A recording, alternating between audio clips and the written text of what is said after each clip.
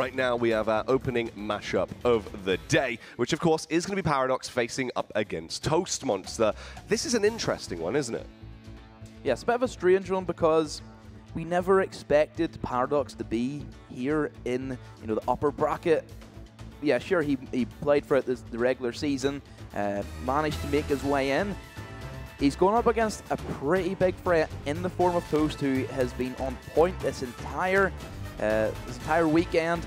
He wants to win it, and I'm sure that looking at statistic-wise on paper, Toast is the most likely guy to go home and take that big trophy.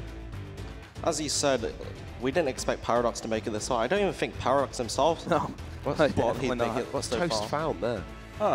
Is it a crown? Or it's a golden ticket.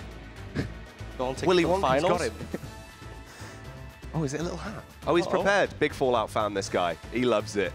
Well, let's see if he's going to be able to rain down the bombs on Paradox in the series when this one gets underway a little bit later on. Is he being told no? Is he not allowed the hat? Oh, that's bad. No hats. That's unfortunate. No hats in Hearthstone. It's not TF2. There was Explorer's hat back in what's that expansion called? Angoro? No, not Angoro. It's like the one before that.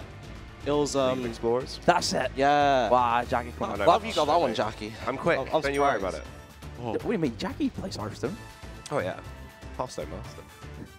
But we do have two Hearthstone Masters up on stage, and it really is going to be, I think more so now, this is the crunch point, right? To work out where exactly both of these two players stand in terms of their overall benchmark. Because we've been seeing that more and more throughout the tournament and how it's been going. We know what to expect with Toastmonster. It's a little bit more set in stone and clean cut. Paradox was the interesting one, right? That was what we were looking at. And now we've got a quite clear picture, really, of what he can bring to the table. There's been moments where it's really been quite scary to watch on the edge of your seat, just thinking, is Paradox going to pick this one up? Because the games have been so close. What is he going to have to change up going into this series? Is he going to need to keep a level head here? Because this is a big matchup here in the semi. Yeah, just looking at the deck formats, we know that Toast brings a lot more of aggro, a lot more aggression. Out of the four finalists, looking at Paradox's lineups, a lot slower, a lot more controlled matched up. So it's going to be tough to say if Paradox can draw what he needs, because if Toast can start getting that early game in, he's just going to win from that stage on. Yeah, it's definitely a tough one for Paradox indeed. As you said, Toastmonster bringing the really aggressive lineup, whereas Paradox's lineup is shaped up to try beat more control. Very long games, yeah. That's what he sets up for. Very long games, and he's set up to beat more control style lineups and not lineups such as Toast. So we'll have to see how Paradox weaves his way to this game. Yeah. Well, at the start of the tournament, we spoke to Paradox, and we wanted to see how exactly he was feeling. Now we're at the stage where this is going to be the last day of games, and he very well could book himself a ticket to the finals. So let's refresh ourselves how he was feeling going into the tournament. It's an interview with Paradox. Hello, my name is Paradox, and I am currently playing for Vexed Gaming. So I've played competitive card games for a decade, from Yu-Gi-Oh! To Pokemon, now to Hearthstone. This is my first UK LAN event. I've actually been to DreamHack 3 to 4 different times now, but this is the first time I've played a LAN on home soil. There's probably way too much pressure on myself to do well. I don't have many big results. This result's like 5-4. I haven't got a big win yet, and I'm hoping to change that pretty much. For my first Premiership, to actually make it and then take the whole thing, that would be wonderful. But regardless of if I win or lose, I'm here to have fun. As long as I'm doing that, it doesn't matter where I come, really. He wants the big win. That's all he wants. Paradox. Is he going to be able to achieve it, boys? It's a hard opponent to be faced up against here in the semi-final. Who's really your favourite out of these two in terms of this matchup? It's going to be really close either way. We hope we have close matchups.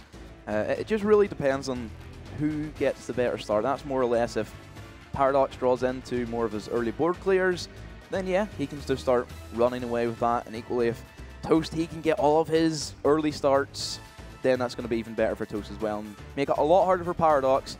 But still, certainly, I would say that it's going to come down to the wire either way.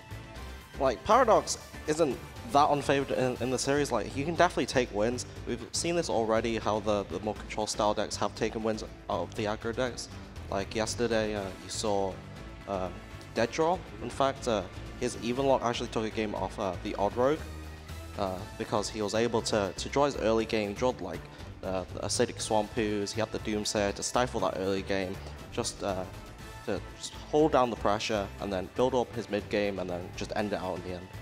Well, let's get that bread, that cheese, into a toaster bag and slap it right into the toaster. It's Toastmonster. We spoke to him at the start of the tournament, and he was looking fierce. He gave us some fighting words. Here's what they are. So I'm Toastmonster, and I play Hearthstone for M&M Gaming. It took me about a year to get into sort of the competitive side of Hearthstone. Before that, I was kind of playing other games for a kind of competitive outlet. And then over the past year or so, I've sort of started focusing on Hearthstone a lot more, putting more time into it, more effort and practice, and attending more tournaments and stuff. And that's kind of led me to where I am today. I've always sort of enjoyed the competitive side of games, even when I played things like World of Warcraft and then stuff like League of Legends, obviously naturally just lends itself to that. So it felt like quite a natural fit for Hearthstone too. So this season of ESL has been a little bit different to me for the last one. It's sort of my second season in the Premiership. First one I was kind of new, it was all different and interesting, but this season I've been sort of travelling to a lot of tour stops and things, so tournament preparations come a lot more naturally to me this time. So I'm able to just put time in and use that time efficiently to sort of stay ahead of the competition. Preparation is key there for Toastmonster, and he's proven that point, saying all the build-up could be vital to this matchup he's now going into. And I hope he's done his prep, because we do have the picks and bans, and it's going to be interesting to see actually what they're going to be fielding here, guys. So the lineups are here on screen right now. So Toastmonster, as we said, has the more aggressive lineup. He has the mid-range Spell Hunter, he has the Tempo Mage, the Odd Rogue, very aggressive, and the Zoo Warlock. Whereas Paradox, his lineup's more built to be the more control deck, so he does have the Quest Rogue. He has the Even Lock as well. It's a bit better against some aggro decks. He has the Tog Druid, which is really good against control decks once again, and he has the Odd Warrior. Yeah, looking at it, I'm liking what Toast decided to ban out. Gets rid of that Odd Warrior. Makes our life a little bit easier. Hopefully get the day over. But stringed out games, mate. We were expecting anyway a quicker one with. Look at that lineup from Toast. You have a very aggressive Hunter, you have a very aggressive Rogue, and you have a very aggressive Zoo Warlock. Just another point that I think that me and you discussed on the first day, that the fact that Toast doesn't fear a Quest Rogue, he can beat that with his tempo game that he has. So yeah, I would say that Toast is played this pretty smartly, and he's looking pretty strong going into whatever first matchup he really brings. Wow. Well, it seems that we are ready to get underway with the action. Toastmonster facing up against Paradox. It's our first semi-final, and it is a big one. A new champion will be crowned today. Will it be one of these two men on your screen? Well, we're going to find out. James, demo, let's get it. So, opening starts already. It will be the Zoo Warlock from Toast that Paradox has queued against the Druid with that. And as you can see, Paradox already with a pretty strong hand. Would you really change anything from that? That's looking, you know, if I was him, what else could you really get better than that? Or, you know, you potentially get something worse. So in this matchup, since you are the Tog Druid, Twig of the World Tree is one of the most important cards against the Zoo Warlock in your deck. All the cards you'd like is the Spellstone to relieve early pressure, and the Wild Growth just to get the early ramp going. But the reason why the Twig of the World Tree is so good is because since it's open deck list, you know that Toastmonster does not have any weapon removal in his deck, meaning if Paradox gets down his Twig of the World Tree early, he starts swinging every single turn. He'll eventually get to the Twig of the World Trees. He'll get the Twig of the World Tree to 1 durability, and he'll get the full effect of the Twig of the World Tree, enabling him to have 1 big swing turn where he can just clear his entire opponent's board with cards like Starfall, Swipe, stuff like that. Also maybe Spreading Plague and then Branching Pass. Proc the Twig effect, and then clear the whole board, develop his own board, and then that will be the swing turn he needs to probably win the game. Yeah, looking at Paradox in his hand, no early ramp game with the Wild Growth or even the Nourish. And just talking about that Twig of the World Tree, I don't really think he's going to be able to play it anytime soon because there's no ramp. He cannot get into an earlier Twig. And by the time that turn 4 comes around, where he wants to play that Twig, Toast is already going to have a huge board that then he's going to have to swipe. And then all of a sudden, Toast just refills again, and he still can't play the Twig of the World Tree. Yeah, just looking at Toastmonster's hand right now, it's very strong. He managed to get the Soul Infusion along with the Saronite Chain Gang on the far left, meaning he can go Soul Infusion this turn to buff up the Sirenite chain gangs, and his next turn is probably the strongest turn in all of the Zoo. All that Zoo has. You basically just coin out the Sirenite chain gang. Both of them, the Sirenite chain gangs, will be 4/5 since they were buffed by the Soul Infusion the turn before. And as you said, Paradox probably won't have time to actually play down the Tour of the World Tree because you'll be actually taking so much damage at that point. Another refill mechanic there being picked up by Toast, the Solarium. One of the new legendary spells added in with the Boomsday expansion. Essentially, it draws you 3 cards for 1 mana. And at the end of the turn, if you have not played those 3 cards, then they do get discarded. So we've seen it being used, you know, in these Zoo locks only real time, unless you're playing Quest Zoo or Quest lock, which you never ever see. Yeah, I actually played a bit Quest lock in the beginning when they released the card. Of course you did. I mean, I think the portal that you get from the Quest is so good, but like. It's just not. yeah, it wasn't that in great. this meta, no. Whenever people are playing these aggressive aggro decks where they just straight into it every single time, you just don't want to be discarding your whole hand, to be honest. That's the main thing. But Toastmonster just keeping up the pressure. Sirenite chain gangs haven't been dealt with, and he's keeping his board relatively small. He's just playing what he needs to play. He's just playing the Flame. He wants to ensure that he's not weak to Spreading Plague on the following turn. This turn, however, it's quite nice for Paradox. He ends up clearing the majority of the board, only leaving the Flame Imp alive. Though he does have to end up naturalizing the Sirenite chain gang, enabling Toastmonster to have more resources to reload in the following turn. Yeah, it worked out well for Paradox, but where does he go for his turn 6? He's no board clear. Yeah, sure, he could nourish, but you're just giving up a free turn at that stage, and still leaves 1 minion on the board for Toast, and you can see a very stacked hand. You can see the Voodoo Doctor, Happy Ghoul combo can come out as well. Still that Solarium if he wants to go for the draw. And of course, one of the big ones I would say is that Fungal Monster just sitting there right in the middle, ready to put a big old board presence whenever he's ready to do so. So even as you see, the Zoolock has a load of cards in hand. Toastmaster doesn't really want to play out his entirety of the hand, because if he does, then it's coming up to turn 6. He knows there might be a possible Spreading Plague in Paradox's hand.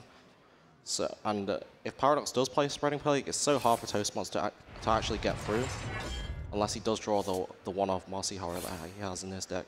He's also very close to lethal, so even if he makes quite a mediocre board, he just has to ensure that his Fungal Mancer has enough targets to activate on, and then he can probably just play down the Fungal Mancer next turn, maybe along with the Soulfire, and push for lethal. And this is lethal from Toastmonster. He can just play down the Fungal Mancer, that's 10 damage on board, along with the Soulfire, that's 14, where Paradox is only on 12. Yeah, it's so already really quick game 1. Set done. That's as quick as you like, really. This is what we expected from Toast, is these quick matchups. Takes away his Zoolock already, pretty good for him. Gets him that early lead, and he still has some pretty menacing decks he can still queue into once again. Goes 1-0 up in the series. This is where the pressure starts to develop on the Paradox, but we know that I would say the real takeaway from this weekend has been the fact that we see so many reverse and counter sweeps. Yeah, definitely. We've seen a lot of comebacks, like people, there's been players up 2-0 and then they start losing game 3, game 4, and then we've gone to so many game 5s this week actually. So yeah. Nearly every series has gone to a game 5, so definitely very close games in the Prem so far. But it's really looking good for Toastmonster. We said beforehand that Toastmonster is definitely favored against Paradox since he has this aggressive lineup, while as Paradox has decks like Quest Rogue, which are very susceptible to it.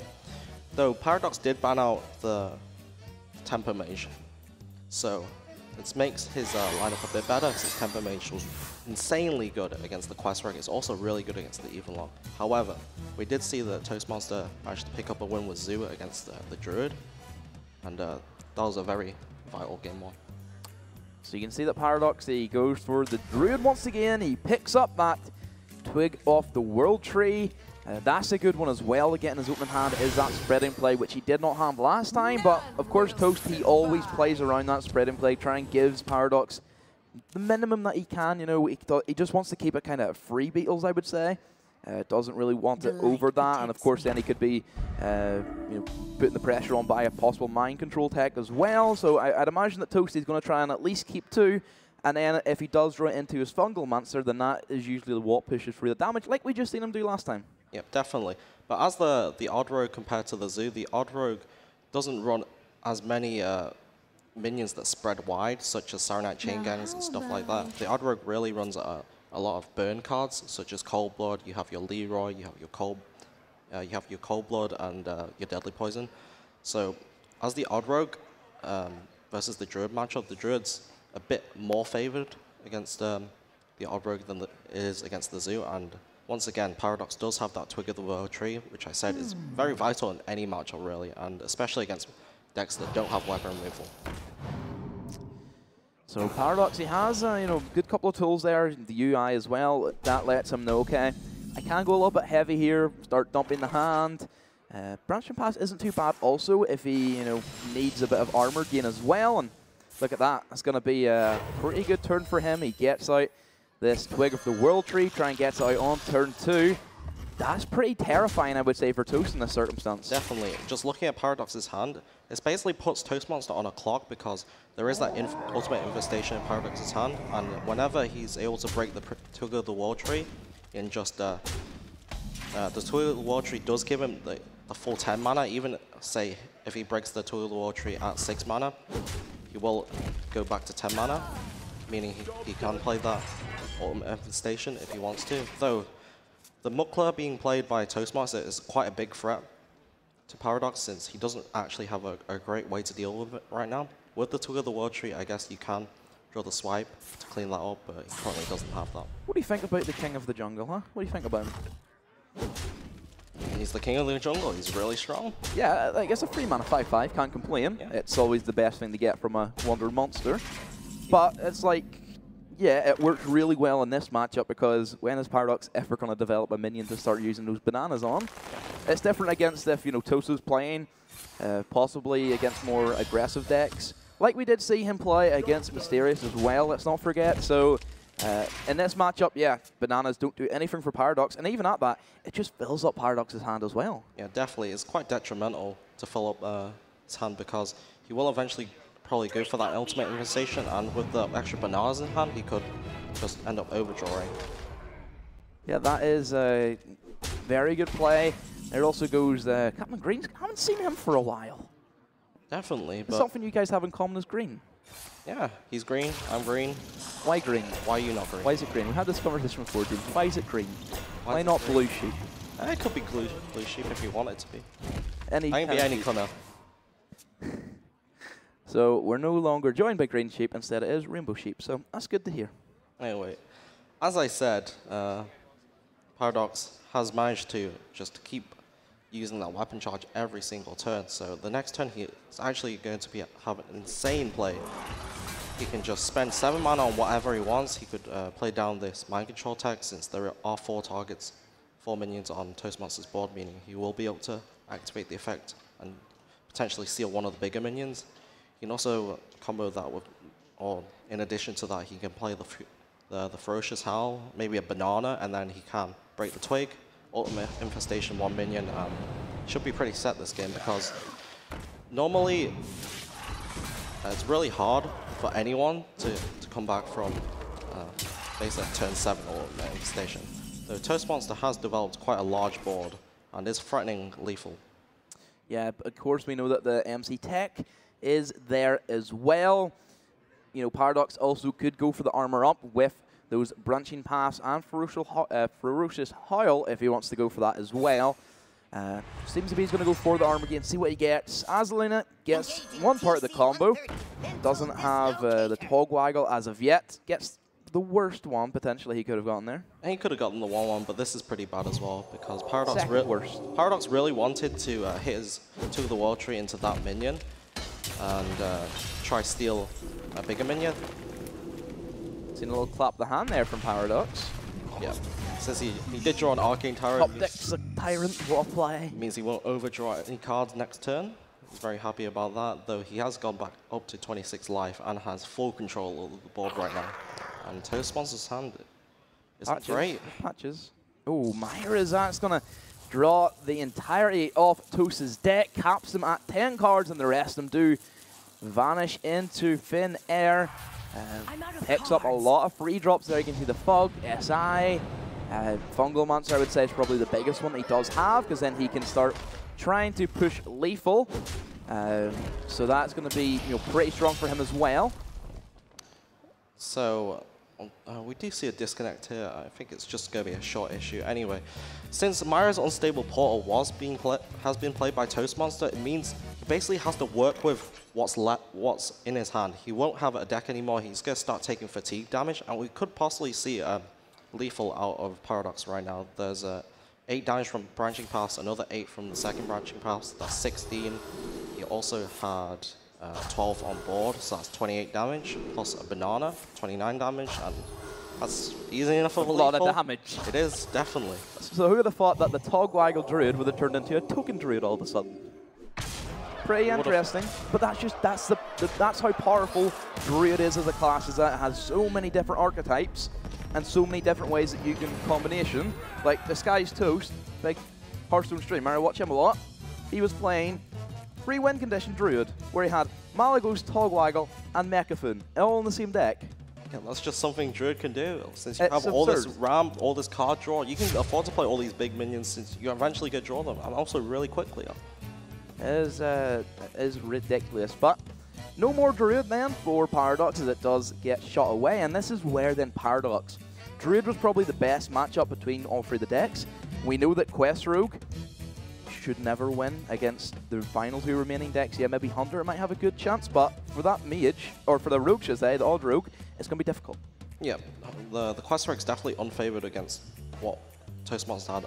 Every single one of his decks was favored against the Quest Rogue, although statistically, 3 decks shouldn't beat Quest Rogue, because it's not like the matchups are 0%, they're around 30, maybe 40%. There's always going to be a chance, because it all depends on what you draw into, because who knows that potentially we could see a turn 4 quest come out of Paradox, and then there you go. There's not enough then presence at that stage, and it just goes in the way of Paradox. Anything can happen, and potentially you could just see Baku, Fungal Monster, another Fungal Monster in the opening hand for Toast. Who knows? Though Evenlock as well, I think is going to struggle getting a win for Paradox, since Evenlock is quite good against the Zoolock, but as you see, the Zoolock already took a game in the win in game 1, so that's very vital.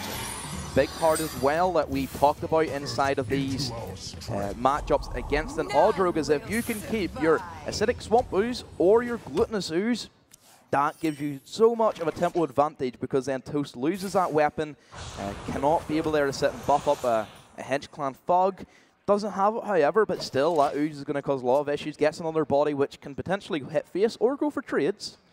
Ooze is definitely a big pickup, though looking at Toastmonster's hand, the Ooze might not necessarily be that great, since Toastmonster does have 2 1-drops, meaning he can play just the Argent Squire right on turn 1. This is probably the best 1-drop to play, since he does have that Southsea Deckhand, and yes, the Cold Blood indeed. That's so next turn, we're most likely going to see Toastmonster just play out the Southsea Deckhand and Cold Blood, though playing the Southsea Deckhand also means he's susceptible to that Defile, to just clear off the entire board. Of course, Toast doesn't know that Paradox does not have it. When the board clear he does pick up is going to be that Hellfire there, and you can also see the Mountain Giant. It's starting to become cheaper and cheaper and cheaper, and eventually a big 8/8 will go onto the board, but we see the perfect answer for a big minion like that inside of Toast's hand, where he does have that good old Valspine Slayer to take that out, and this is where the scary board starts being implemented by Paradox. It's very awkward for him to deal with this at the moment. Picks up another 2-drop, which he could play down, but then again just gets traded off and you get hit with more damage as well. Yeah, but being on the coin is very good for Toast, because he does have that Valspine Slayer, meaning that he won't have to actually spend another resource to be able to activate it. And he can play that on turn 4 as well. He can play that on turn 4. Otherwise, if he wasn't on the coin, then he'd only really be able to play that on turn 6, since he doesn't run any 0-mana cards. Seems to be whenever Rogue goes second, you have such a big advantage. Like, you look at it, typically the percentage win rate is if you start first in other decks, you usually win. But for Odd Rogue, whenever you have that coin, even dating back to Miracle Rogue, where then you could build up that massive Edwin on turn 2 or turn 3, then yeah, that's whenever coin becomes a big favour for a class like Rogue. That's probably why they made counterfeit coin. Yep. So Toastmonster actually has a really good turn here because he can just dagger up, he can play the deadly poison down, and just clean up this Warlock homunculus very, very cleanly. Though it does make Paradox's ooze much better, but Paradox is really at a low life total right now. Look at 10. He does. Toastmonster does put him below 15 HP, meaning he can play that Hooked Reaver down. But as you said before, there is that coin Valspine Slayer that can come down next turn, meaning Toastmonster can clear the Hooked Reaver quite easily and also push 9 damage. It's not quite lethal, but it does have the SI agent in hand to clean up afterwards. I believe that if Paradox goes for the ooze play, he still dies on board because then you could see coin SI if you wanted to, which Plus the dagger. yeah, plus the dagger. Then that does push him on through to lethal. Instead, he's going to go for the Hook Reaver, but we know that the perfect answer, well played, gets thrown out by Toast. And that will be the big answer to that Hooked Reaver. No 7-7 for you. Paradox, go for the concede. Little cheeky grin there at Toast. You can see Paradox, he said in his interview, he wants to have fun, win or lose. And by all means, he is doing that well. Yeah, my apologies. I thought it wasn't quite lethal with the coin Valspine, but I forgot that the dagger did indeed have the deadly poison, so it was a 4-attack dagger. So I think there was 2 ways there. If he did destroy the dagger, then I just said that dagger up and then coin out SI pushes you through then that extra 4 damage definitely. plus what he had on board as well. So looking at the options, he was just dead either way, to be honest, from what Toastmonster had in his hand. So Toast does go up 2-1 in the series. Paradox still left with that Rogue and the Warlock against Toastmonster's Hunter. This is the mid-range Spell Hunter, so it's not the Death Rattle Hunter. It has the more aggressive minions, it has more one-drops, it has the Secrets, Subject Spell Stone. And Subject 9. I always call it Subject No. Why do you call it Subject No? Because 9 in German is no. Oh. It's Subject No. Now you know. We call it Subject 10. Up to you. Whatever subject you want. Subject sheet? Subject No? sheet. I don't think that works too. No, it doesn't really. But yeah, that's another good card that was added in as more of a neutral, but it may as well have just been a Hunter legendary at this stage. It's the only deck that ever sees playing. Of course, because Secret Hunter is its own archetype, you don't see Secret Rogue. You do the odd time see Secret Mage, but it's literally just Counter Spell and Explosive Runes that they play. Yep. It's only those 2 secrets right now because I feel like the metagame is more board-centric, so the Explosive Runes is very good, whereas people have not gone in the favor of counter spells since there are less spells. What about good Rogue Secret? Love them. Yeah, Rogue Secret, what are there? There's like Evasion.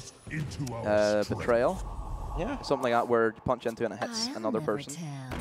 So it's kind of like Super Collider in that sense, where it attacks another one of its neighbors. Toastmonster going first. You always want to go first, mainly as the aggro player, since you have the initiative. You can play down the 1-drop first, and then you can start already pressuring straight away. Toastmonster actually has quite a good hand. All that he's missing is some secrets to go with the Spellstone. He has that Subject 9 to refill later, maybe on like turn 7, turn 6. And he also has this Animal Companion next turn. So looking at Paradox in his hand, pretty good start for him also. You know he has a silence effect there, which can come in pretty clutch if possibly a beast does get adapted. And of course that big one, just first card he has in his hand, that Hellfire, which is the almighty extreme counter to that Spellstone, which will come down eventually inside of this matchup. No secrets to start getting that combo. That's the only thing that he is missing. But of course he can just draw a shed load of them with the Subject 9 on that turn 5 curve. So if you're Toast right here, you don't have the secrets, am I right in saying you just try and put as much presence on the board as you can and just start punching face? Yeah, definitely. As the aggressive deck, you just want to play as much as you can. Smart. Everything goes face, and Toastmonster decides to hold on to the Crackling Razormaw on turn 2. He could opt to play that just as a 3-2 without the Battle Cry effect, but instead he goes with the Hero Power, mainly because he did have the Animal Companion in hand, and if the Animal Companion survived this turn, then the following turn he could go the Crackling Razormaw to adapt that Animal Companion. I kind of have a feeling already, just looking at the way that Toast is just in his facial expressions, which is one thing I love about Hearthstone and their player cameras, is that we can really see whenever something happens, the emotions start to rise. I'd love to see a heart rate monitor as well. This is the heart rate going. Oh, doom, doom, doom, doom. But I think Toast, he kind of knows, yeah, I think I've lost this because he's no secrets. He is no board whatsoever. And of course, this could just get cleared off by a Hellfire if Paradox wants to go for it. And looking at Paradox in his hand, he has even more big threats coming in. He has that Lich King as well, which could potentially pick up Death and Decay, which is great against these aggro matchups. Yeah, it's definitely not looking great for Toast right now because he did, as you said, no secrets been drawn. Your deck's full of secrets, so he's probably very sad about this. Yeah. He has both the spellstones, but they're only going to be 2 wall spellstones since, of course, you can't upgrade them since you don't have the secrets, do you? Well, still, you know, 5 mana, 6/6 worth of stats isn't too bad, but of course you would like to see a 5 mana, 12/12 worth of stats. Yeah. And Paradox did have a good opening hand. He had the Volcar Homunculus to contest the board early on, and he managed to get this Twilight Drake down. And since Toastmonster doesn't run any silence effects in his deck, he doesn't have a great way of dealing with these big minions. The only real way would be, say, if he stuck a beast on the board, say if the Secret Keeper was Diamol instead, he could have adapted that into Poisonous. That's one of the ways. But unfortunately, he didn't get that option, and it was just wasn't a Diamol. And it allows for Paradox to just Hellfire and clean up the board quite cleanly. So Toast finally draws one secret and draws also a lot more with that Subject 9 coming down on turn 5. But at this stage, look what Paradox has. He has Defile also. He has the Dread Inferno as well, which can be just put down as a nice curve. So certainly, you know, Paradox, he has a couple of options. I'd say if he had a Hellfire, he'd feel a lot more comfortable in what he has. Yeah, he did just use that Hellfire, but I think it was fine to use the Hellfire since he did see that no secrets had come down, so the biggest possible spellstone would be the 2-wall spellstone. But after the Subject 9 comes down, then he could be a bit more afraid. He's thinking about it. This isn't what we've seen in the previous turns. You can see him, he's sitting there saying, oh, do I go for the tap? What do I do? Do I try and play something, develop a board? It's an awkward turn for him here. Definitely. So we'll probably just see the Shroom Brewer healing up the Twilight Drake so he can get a nice value trade onto this Subject 9. Also opts not to tap because he knows, like, most likely the only real way he loses this game is if he just dies to unexpected bursts, such as maybe like an Animal Companion Huffer into double Kill Command on turn 9. That's a lot of damage, that's 14. Along with a few hero powers then could just close out the game, but Toastmonster here just plays down 3 secrets.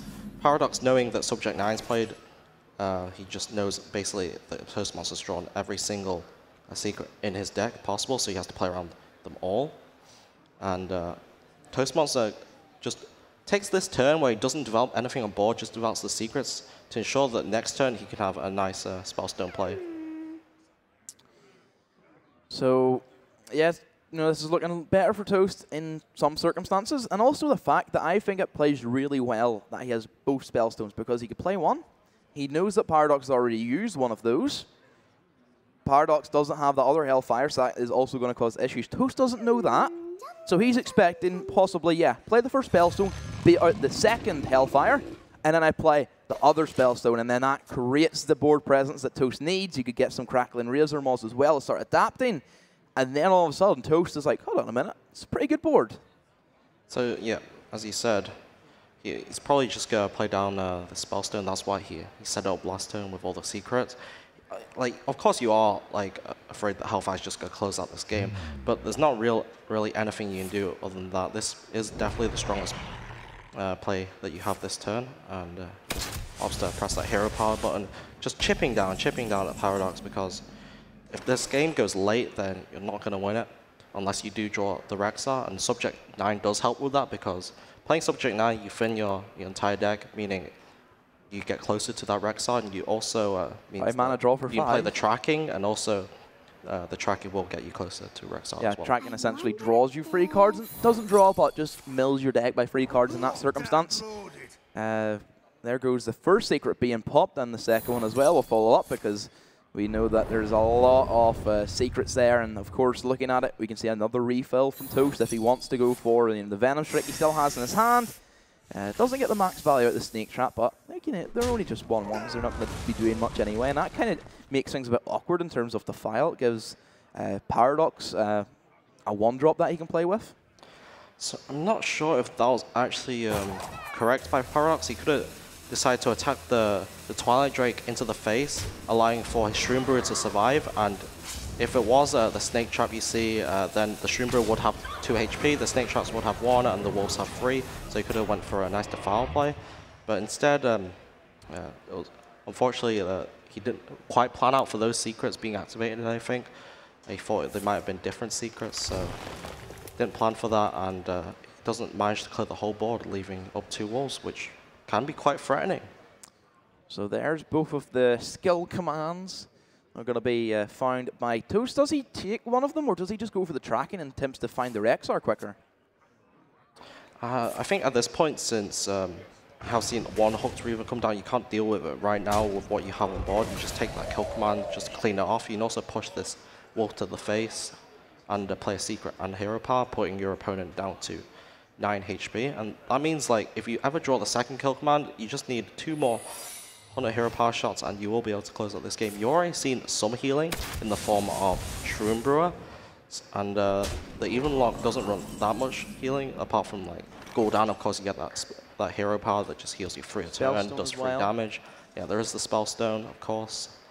But it's currently turn 8, and you don't have access to that Gul'dan anyway. Yeah, also just looking at that tracking, it was a bit of a hit or miss there because, yeah, sure, he could have got the Rexar, picked up the kill command to just go for clear that board. Unfortunately, he actually did pick up both of them, so he did have to discard one of the kill commands, so that's going to be another way of lethal being negated by Toast. See what he gets. Does he get the Rexar? No, he just still does not have it. We know how good of a card that is. It generates so much value, and then against a matchup like Evenlock, where there is a lot of value that you need against them, because they can also gain value with their Gul'dan, you know, with Spellstones and all the shebang that comes with Evenlock. Even the Lich King as well could be huge for him if he gets some pretty good cards. So Toastmonster opts to go for the second Spellstone because most likely he already knows there's no Hellfire in hand unless Paradox has drawn it over the last 2-3 turns. Otherwise, he would have used it beforehand. But Paradox does actually pick up this Doom Pact, which is another way of dealing with this board if he chooses so. It does discard some cards in his deck, but he has most of the important cards in his hand already. The only really card you want is definitely the Gul'dan, and he does just opt to go for this Doom Pact, which I agree with. You can go with the Doom Pact, play down another Hooked Reaver, meaning that any Eagle Horn bows can't be swung to face, and most likely we'll see that Gul'dan come down next turn, and maybe Paradox can start stabilizing, since you will end up getting that 5 armor and have access to that amazing hero power. Yeah, just looking at the Doom Pact, not a lot of cards there that Paradox would care about. Yeah, maybe you lost your Spellstone, which could have been used to gain some heals and possibly kill a big minion that Rexar could create. Still haven't seen him appear yet, but I'm sure he'll be coming in quite shortly, unless he is going to be the bottom card of the deck, which then would just, I don't think Toast would ever win that in that circumstance. That's the only way that Toast can win this, is with that Rexar. So Paradox had 2 options here. He could trade it in the Hooked Reaver into the Bear Shark and resummon it with the Gul'dan, but he opts to go for the more aggressive line. He just basically attacks face with the Hooked Reaver just to try to set up his own lethal the following turn, meaning that Toastmonster either has to go for the clear or he just dies. So a bit of an awkward one for Toast. He's staring down a couple of taunts there as well. Does have Houndmaster, which was picked up, so that can be used to buff that Bear Shark and try and make it a bit more of a threat.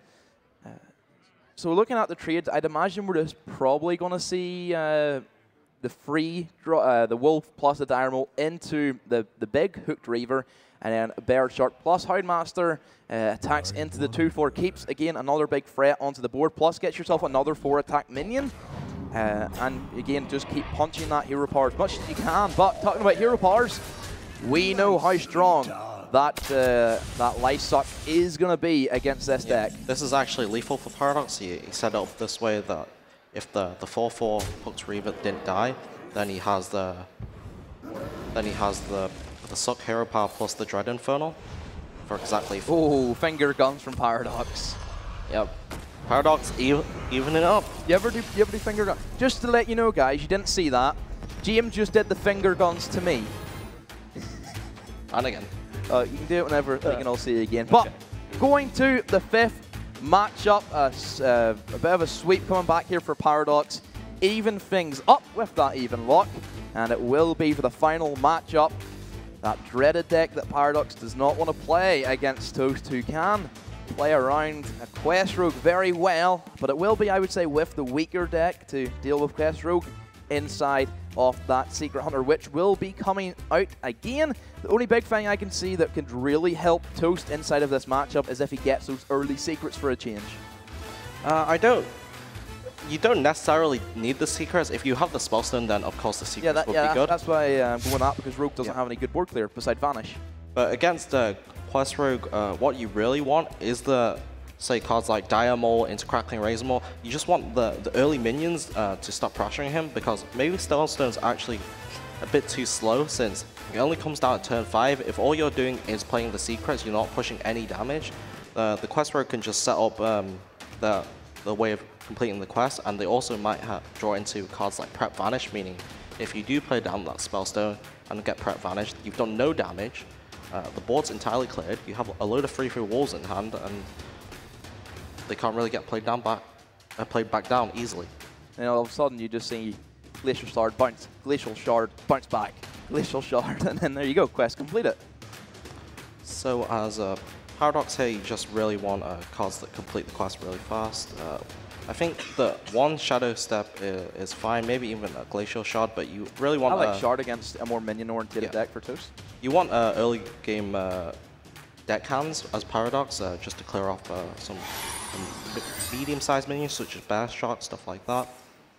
I think Toast actually opted to keep the Rexar there. Yeah, he did, because I think he realizes he needs that value being generated. He knows that, yeah, the main thing that's going to affect me if I decide to mulligan that entire hand, hope to get the Spellstone plus the secrets, then he knows, yeah, Vanish is going to be pretty strong. Not a great hand for Toastmonster, to be honest. He can't be happy about this. He's not going to be able to play anything on turn 1 or 2. Turn 3, he can end up playing that Bear Shark, but it's not great against, say, South Sea deckhand plus the Dagger. Also, it can be frozen with Glacial Shard. Toast really would have liked that Secret Keep on turn 1, but drawing at turn 2 is not devastating, since you do just want keep playing down minions. Yeah, looking at Paradox in his hand, no card draw there, which is always a bit of a thing that Rogue consistently needs to get, is that bit of card draw. Get yourself into drawing those main combo pieces, such as the Brewmasters. Does have, you know, Zola there, and also one Shadow Step, and even Sonya, which is another way that people do complete the quest, is you play your Sonya, and then you just keep running in deck hands as 1/1 minions into a big one, and then there's the quest completed. From that standpoint, I'm sure he would have ideally have liked to have such a, for example, a Novice Engineer to complete the quest with. So Paradox there was hovering the Glacial Shard onto the Secret Keeper. I didn't mind that play, since I guess that play was to settle for the Sonya next turn. You trade in your Glacial Shard, get it back with the Sonya effect, and also you can Shadow Step the Sonya. That's also another key point in all matchups with Quest Rogue. The Sonya Shadow Step is a very good combo, because if you do end up drawing charges such as the South Sea Deckhand or a Stone Tusk Boar, you can just go Sonya, say this turn, plus like say Coin, Deckhand, trade into a Bear Shark and Shadow Step it, but unfortunately it doesn't have that deckhand. So here we'll probably see Paradox just try to draw into one of those minions that I just mentioned, the Stone Tusk Boar and the South Sea Deckhand, since he does have a really good way of completing the quest with the Sonya. So you can see also that still has a couple of, you know, lethal outs there. You can see also the kill command inside of the hand for Toast, which is going to be another good way to start pushing in a lot of damage, and Shard is going to be a very good way to start slowing down this minion-oriented board that Toast is going to try and set up. So he could go for the Shadow Step if he wants to go for that. Even coin out to Zola as well, gets another minion on the board, gets that Shard back. Just keeps that Shard on the board also, but no, he's also going to go for a bounce pack effect on that Shard and then play that once again as well. Yeah. So Paradox does this because he has he does have the Sonya in the hand, so if any of these minions stick, then he can trade them off and he can get them back. They will. And yeah, against the Spell Hunter is not a real way of dealing with minions out of hand. It's really just the Eagle Horn Bow and the kill command you see, but you really don't want to be kill commanding any of these minions, since the kill command's mostly used as a finisher, as you mentioned, to close out the game. But here as Toastmonster doesn't really have anything. Opts to just go one secret hero power, and this allows Paradox to just go for this insane Sonya play. And Paradox knows that Toastmonster doesn't run any snipe in his deck, so he's just free to play down the Sonya first and start trading in these minions. Yeah, a lot of potential here that, you know, we can see that Paradox can start developing, can get the quest on pretty quick as well, if this isn't almost the actual quest being completed. More than likely it will be. Yeah, so Paradox has already played 2 Glacial Shards. He has 2 more Glacial Shards in hand plus the Zola, so this is very good for Paradox. It's looking like Toast is in a really rough spot. I mean, the quest is going to be completed next turn along with the prep, meaning you can go Shard, 1-mana Zola, Shard again, prep out the quest. Yeah. All your minions henceforth will be 4/4s, and Toastmonster just has a rough time dealing with that. Yeah, it is quite awkward in that sense that Toast hasn't had the ideal start, and also the fact that Paradox got a Glacial Shard to start slowing down this minion-oriented board, which we did talk about during the pre, and there you go. See some fist pumps from Paradox. He's definitely really happy. You can see it. Toast is just slouched down into his chair quite hefty there as well. He's definitely not happy. Like, his lineup was so favored coming into this, and Paradox really had to try to dig his way out of starting from game 1. He was already at a deficit. He's been trailing the whole series. He was down 1-0, evened it back up, down 2-1, evened it back up again, and now it's his chance in game 5, and it's looking like he might just take home that victory. Yeah, this is seeming to be that Paradox has done that sweep, and this isn't what we were expecting, is to see Paradox go ahead and take the victory against Toast, who just doesn't have anything he can have.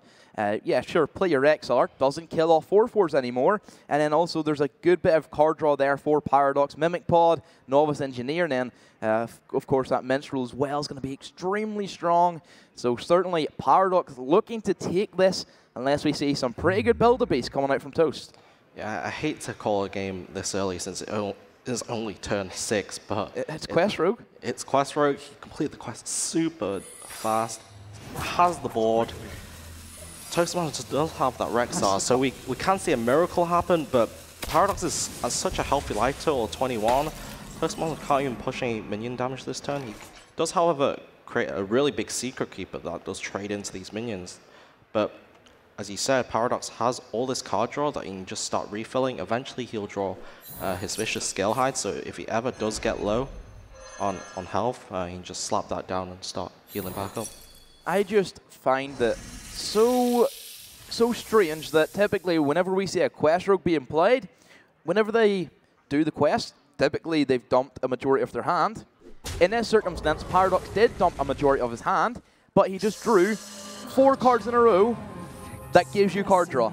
So it's just going to be so much value for Paradox. It's looking pretty good. Definitely looking pretty good. Paradox also just pressuring himself. He doesn't take the trade with the Cobra because he knows the Cobra will have to eventually trade into one of his minions, since Toast isn't anywhere near killing Paradox. Though this turn he does quite a lot of damage and does have that kill command in hand. And as you see, Paradox doesn't have the Vicious Scalehide yet, so maybe not trading in might come back to punish him.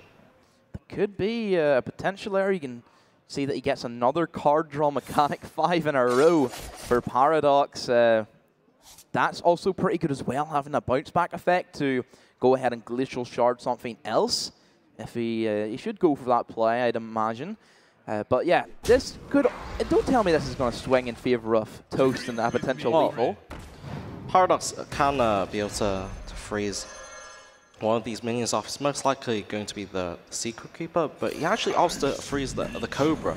But this means that he's left a beast on board for Toastmonster, giving Toastmonster actually lethal outs with the Eagle Horn Bow. But unfortunately, Toastmonster doesn't draw into that. Still a lot of pressure. No Definitely skill is. hides. No Valera. This could be a 2-turn lethal. This could be the kill command plus the hero power, and then Paradox has to somehow heal himself by 2 or get the Valera. Yeah. This is close. Toastmonster, I think he's definitely just going to play out this kill command right now since he does have that beast on board. He's probably not going to play any more minions since he knows there are vicious skill hides in the deck. Since vicious skill hide doesn't have charge, it can't hit phase to heal. You have to be hitting into a minion. And Paradox really, like, you saw him pistol over earlier, but maybe did that prematurely because this game just isn't over yet. Oh, here's one out. Oh, That's going to be a sickener for Toast. You can see the Syra leave the hands flail from Toastmonster. It isn't over yet. If Toastmonster does manage to pick up the Eagle Horn Bow, he still has 2-turn lethal, but Paradox does have that South Sea deckhand in hand, which he can use to end out the game next turn if Toastmonster doesn't kill him. So that's not just quite lethal because Rexar's going to give that remaining bit of health, that armor gain that doesn't just see Paradox over the line as of yet, but definitely certainly not quite lethal. But there we go. That will be lethal. As you can see, Paradox, he's happy. He takes the win. And Paradox knocks out Toastmonster inside of the winners final. And Paradox, what a story for this guy. His first UK LAN. He knocks out one of the favorites for this tournament. What a play from that man. Definitely Paradox taking an unexpected victory. I mean, I kind of called the game pretty early, but Toastmonster managed to give himself a chance in that last game. He did manage to set himself up with an opportunity to have that lethal out with the Eagle Horn Bow on the turn where Paradox decided to freeze the Cobra, but unfortunately it didn't happen for him. And you just see the elation in Paradox. He's just shouting. It just means so much to him, doesn't it? He's having fun. He's pumped, and that's the thing, he has to be, right? He's been saying that he wants that big win. And an interesting way to find it as well, I think that's one of the very few times, if not the first, we've actually seen Quest Rogue played in the tournament. Yeah. It's normally banned out, it came into effect, and he had the perfect draw for it. He was given everything he needed to get that done with, what, the first 5 turns, pretty much? He got it complete at turn 6, I believe, was that, and he just kind of steamrolled it from there. And that's wild. I mean, how interesting was that as well for you guys with the Quest Rogue being played there for the victory? What are the nuances of that you take away as we recap this series? I think that Quest Rogue is just one of those decks that's so powerful right now that even if it's unfavored, if you draw the correct cards, if you have a good hand, then you just end up being able to pull out a victory even if you're very unfavored. It's just one of those decks that's just at the top of the metagame, and it's just insane.